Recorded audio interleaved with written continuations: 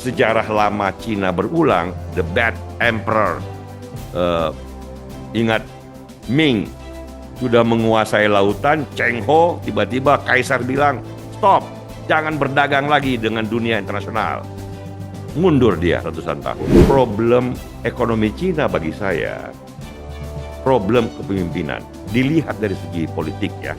Ada 500 juta orang anak muda kelas menengah yang kata Kak Eugene, mereka sama dengan anak muda New York, sama dengan anak muda di London, sama dengan anak muda Jakarta.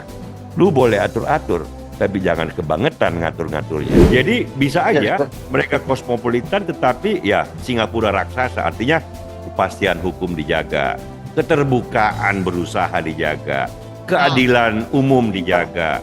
Kan orang akan puas dengan itu. Kalau Alexis de Tocqueville benar membaca Amerika, kalau Wang Huning keliru membaca Amerika. Nah, saya khawatir pemikir seperti ini, ideolog seperti ini terlalu mengunci pikiran Xi Jinping sehingga langkahnya bukannya menjadi Singapura raksasa, dia mengulang kembali kekeliruan kekaisaran Ming.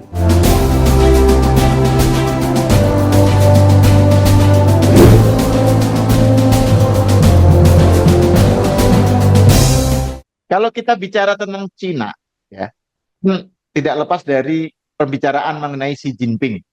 Nah, saya penasaran ini. Sebenarnya kalau kita memakai perspektifnya Kei Eugene ya, bagaimana kita menempatkan leadership dari Xi Jinping ini kan Ya, terhadap perkembangan Cina dan terutama trajektorinya ke depan. ya, betul. Dan ini kan ke depannya jalan bercabang, Hal. Ini kan juga implisit dalam buku Kei Eugene. Karena kan sentralisasi politik. Malah di bawah Xi Jinping ini sudah jadi personal. Satu orang. Kalau di bawah Deng Xiaoping sebelumnya kan kolegial. Nah, karena itu, karena dia sentralistik, bergantung satu orang, kan pertanyaannya bagaimana Xi Jinping melihat ke depan? Kan? Karena apakah Cina mampu beradaptasi dengan abad 21? Jangan lupa abad 21 ini baru 2 dekade, Hal. Ini kalau dia salah jalan, sukses yang 40 tahun, itu jangankan dipertahankan. Ya, dia bisa melorot ke belakang kalau salah langkah. Jadi tanda-tandanya seperti apa? Apakah dia bisa dua model yang terbesar ya? Yang terbesar kalau kita bicara soal sukses ekonomi, kemudian bagaimana politiknya beradaptasi. Yang satu model Jepang sama Korea kan, ini kita ambil di Asia lah ya. Setelah sukses economic miracle-nya gitu, Japanese model, South Korean model, mereka kemudian menjadi demokratis. Itu satu contoh ya, bahwa ekonomi cepat bertumbuh menjadi politik yang terbuka. Yang kedua, Singaporean model. Cepat juga, nggak kalah juga Lee Kuan Yew sama Deng Xiaoping. Malah Deng Xiaoping belajar sama Lee Kuan Yew kan. Berkembang cepat, menjadi salah satu negara terkaya di dunia, tetapi kan tidak ada orang bilang bahwa Singapura itu contoh negara demokratis. Bukan. Dia negara yang terbuka, dia negara yang stabil, dia negara di mana kepastian hukum dan keadilan dijunjung tinggi. Nah, kira-kira mungkin ya trajektori Cina ke depan adalah menjadi Singapura raksasa. Kalau Singapura dengan 6 juta penduduk, ini dengan 1,4 miliar penduduk. Nah, mungkin apa tidak, bagaimana caranya, itu salah satu pertanyaan paling menarik dan paling penting dalam sejarah. Nah, tanda-tandanya adalah, kalau saya lihat, problemnya pada, karena tadi sentralisme, ini kan Daron Acemoglu ya, balik lagi ke situ gitu. Karena tergantung pada satu orang, ya kita lihat, waktu COVID misalnya, Xi Jinping dan pemerintahannya kurang cepat beradaptasi. Negara lain sudah terbuka, sudah nggak lagi pakai lockdown, mereka masih lockdown aja terus. Sampai hampir berontak kan sebagian kecil, tetapi kan ada tanda-tanda yang nggak bagus. Itu satu. Kemudian pada saat 2-3 tahun lalu, ingat Jack Ma bagaimana setelah Alibaba sukses besar, masuk ke sektor finance dilarang. Mau IPO di Hong Kong tiba-tiba dibatalkan.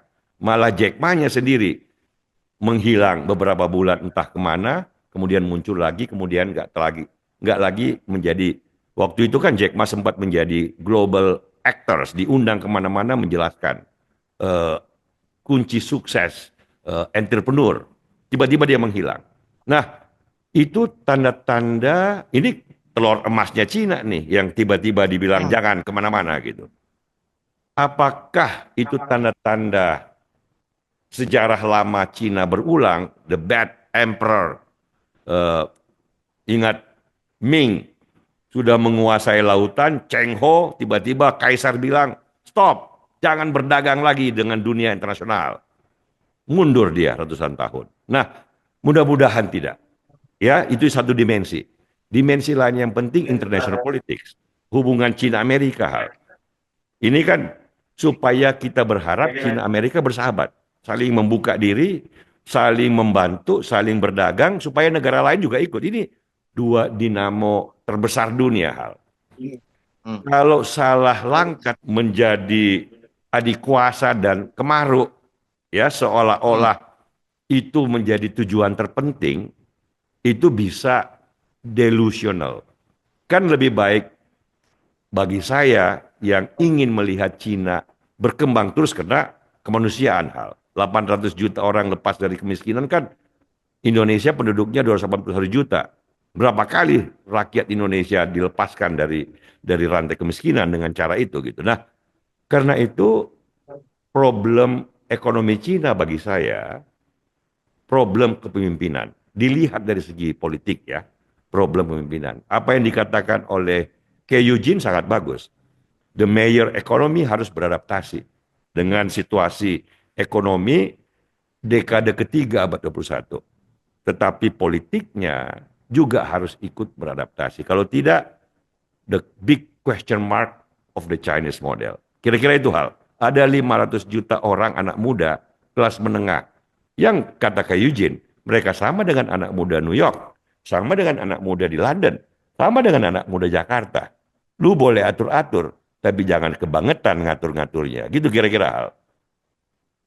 Cuma kan kalau kita bicara mengenai perubahan, ya, apalagi pada tataran leadership di tingkat elit kan kan nggak pernah berubah secara sukarela.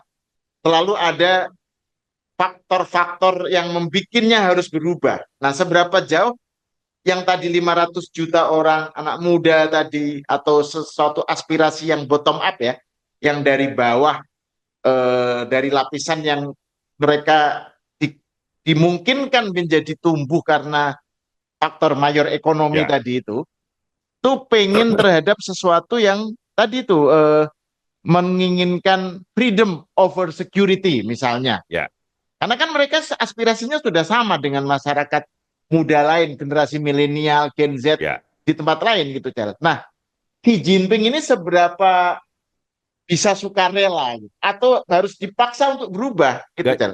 Ya belum tentu hal kan di Singapura kan juga anak mudanya juga sama dengan di Cina kan, tapi kan tidak mereka tidak Oh, meminta demokrasi ala Washington DC gitu loh. Jadi bisa aja ya. mereka kosmopolitan tetapi ya Singapura raksasa artinya kepastian hukum dijaga, keterbukaan berusaha dijaga, Hmm. keadilan umum dijaga. Kan orang akan puas dengan itu, tidak perlu harus dengan apa namanya persaingan partai-partai yang tajam gitu loh. Nah, Hmm. itu yang Hmm. kira-kira trajektori yang feeling saya akan ditempuh oleh Xi Jinping. Masalahnya adalah Xi Jinping sekarang ini terlalu personalized. Dan ada bagi saya kan ada Wang Huning, ideolog di belakang Xi Jinping ini namanya Wang Huning, yang oleh majalah ekonomis dianggap the Tocqueville of Beijing. Jadi kayak Alexis de Oh. Tocqueville dalam melihat Amerika itu kan Tocqueville kan, democracy in Amerika. Nah, ini orang seperti sang ideolog itu agak salah membaca Amerika dan liberalisme secara umum. Ini agak delusional. Saya kalau Alexis de Tocqueville benar membaca Amerika.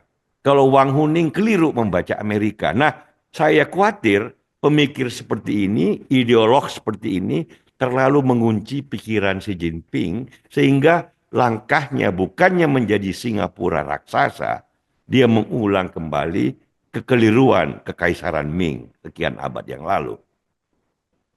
Kira-kira gitu Kalau hal. iya ya, kalau nggak salah, Celi kan pernah nulis artikel mengenai Xi Jinping ya. Ya, Dan ini menarik untuk itu juga kan Celi pernah bilang The Economist kan pernah menampilkan cover story Ya, mengenai Xi Xi Jinping ya. Jinping, the most powerful man in the world. Itu cover Nah, story-nya dari The Economist. Karena itu dia penting banget dalam sejarah. Kan dulu Deng Xiaoping, salah ya, satu pelaku politik terpenting abad 20, sejajar dengan Roosevelt, sejajar dengan Churchill, yang namanya Deng Xiaoping. Kalau sekarang, itu sekarang kan Xi Jinping.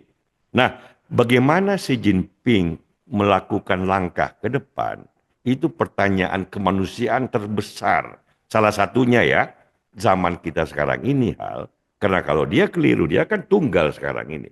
Dengan ideolog yang menurut saya keliru memandang kemajuan dan masyarakat modern. Kalau itu yang diikutin, maka Cina seperti tadi melarang Jack Ma, tiba-tiba hmm, stop. Itu bukan Cina yang ideal. Menurut saya, Ke Eugene juga berpikiran yang sama. Tetapi kan dia orang Cina yang nggak mau dong berbicara terus terang. Tetapi what a stupid action of the government, orang kreatif kayak Jack Ma, macam di Amerika tiba-tiba Elon Musk dibilang nggak boleh lagi kamu bikin SpaceX. Stop, SpaceX-mu kecilin, jangan terbangkan roketmu yang terbaru. Mampus nggak ekonomi digituin? Sekarang belum, jangka panjang pasti. Kira-kira itu tantangan bagi Cina ke depan.